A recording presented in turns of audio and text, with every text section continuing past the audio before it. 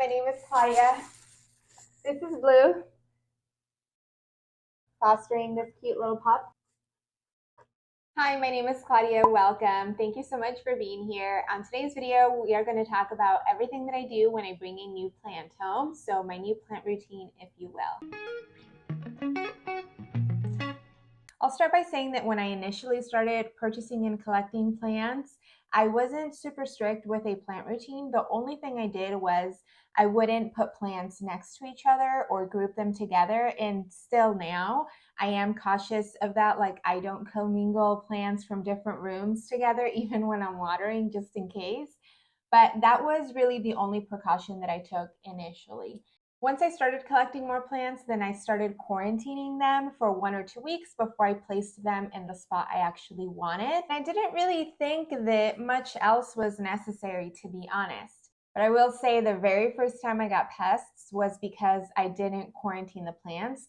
I got too comfortable with a particular plant seller that I was buying from, and a series of Hoyas ended up with mealybugs and therefore spreading to other Hoyas in my collection, even though I wasn't grouping them directly together. That's also how I learned that Hoyas and mealies have a very, very, very toxic relationship and will always find a way to each other. So nothing like getting pests for the first time really motivated me to really set a new plant routine in place, and I don't skim on this at all. Some people might think it's a little excessive, but I find it to be very effective, and it keeps the new plant as well as the rest of the plants in my collection and in my space safe and pest-free. So I basically do 4 things. Before we get into the 4 steps, I'll be demonstrating this with this new beautiful philodendron gloriosum.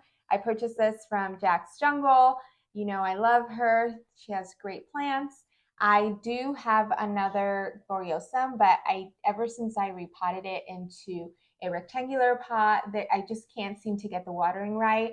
That plant is like surviving, not thriving. And so I'm hoping to get a fresh start with a healthy plant, and I'll be able to be more cautious and hopefully get it thriving. So whether I purchase a plant in person or it arrives in the mail, the very first thing I do is I check the soil. I check to see what kind of soil it is, and I check to see if it needs watering. I'll try to peek at the roots if I can, see if there's any roots coming out of the bottom. If it's thirsty, then I'll give it a thorough drink with fertilizer. I use Foliage Pro. If it's not, then I'll leave it. And that's step 1. Step 2, I check and inspect very thoroughly for pests. So I will take a look at the front and the undersides of the leaves. And in my experience, I know everyone says to check the undersides. I have always, always, always found pests, especially spider mites, on the top of the leaves. So I spend quite a bit of time taking a look in there. I will also check the stems or the petioles, and I will check close to the soil in case there's any fungus gnats or fungus gnat larvae that I can see. And here's a tip: fungus gnat larvae will usually make itself known when you water the plants. Sometimes they come out of the bottom drainage, which is pretty gross. Depending on the plant, where it came from, I will sometimes use my microscope to get a really close look. I got in a panic about broad mites and flat mites with Hoyas. There was this big frenzy where everyone was talking about them. So particularly Hoyas, I usually will check, especially if I notice any damage. For something like this philodendron gloriosum, the color of the leaves make it pretty obvious to notice any imperfections. So I wouldn't be getting my microscope out for this one. I would just be inspecting it very, very closely. Assuming there are no pests, then I will clean the leaves with my own DIY leaf cleaner and pest repellent. I make this myself. I can write down the ingredients on the screen and then down below for you to look at, but super simple. All I do is water, mild dish soap, and peppermint essential oil. Another little pro tip is those fuzzy socks. Once you end up with odds, then I use those to clean the leaves. And make sure that the sock you're using or whatever you're using to clean the leaves is clean.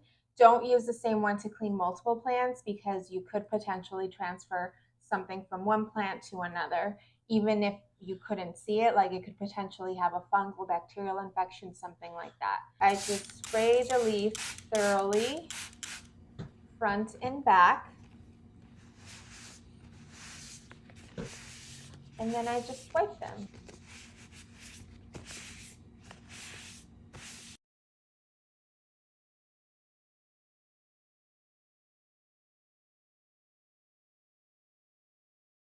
With the residue, I will just give the stem a little pass through.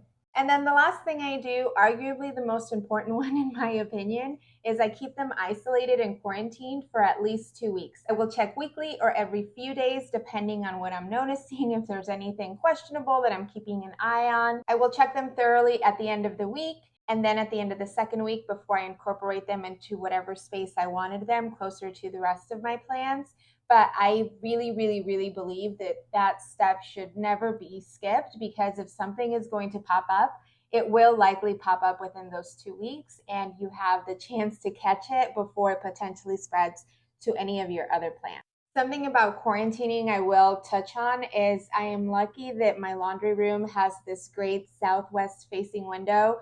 So when I say quarantine, I don't mean put them in a dark corner or in a dark laundry room or in your basement. No, they should definitely be getting the light that they need, because they are acclimating to your space, whether they came from a plant shop, a grower, a nursery, whatever the case. Your conditions are likely to be lesser than bringing them into an environment where it's dark and they're not getting the light that they need. They will just start to deteriorate very quickly. I know we get excited to bring new plants home, and if you're like me, you already have a spot picked out or a general idea of where you would want your plant to be, but trust me, giving it that isolation period is a game changer and a lifesaver for you, the plant, and the rest of your collection. In my opinion, it's just better to be safe than sorry. Another brief thing I'll touch on is I never, ever, ever repot immediately when I bring a new plant home unless there's an obvious big problem with the soil or the roots. In general, I don't like to disturb the roots if there's no need to do it.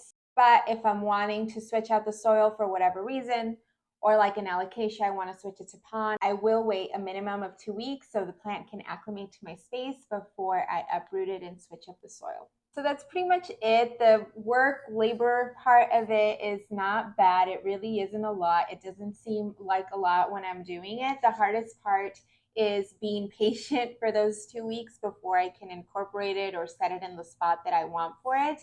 But we can do it. I'd love to hear from you and what you do when you bring a new plant home, what works, what doesn't, what have you found, what have you tried, and if you might give any of these steps a try. So that's it. Thank you so much for watching. I hope you like this video and can give me a thumbs up. And if you'd like to be notified when I upload new videos, hope you'll subscribe. See you soon.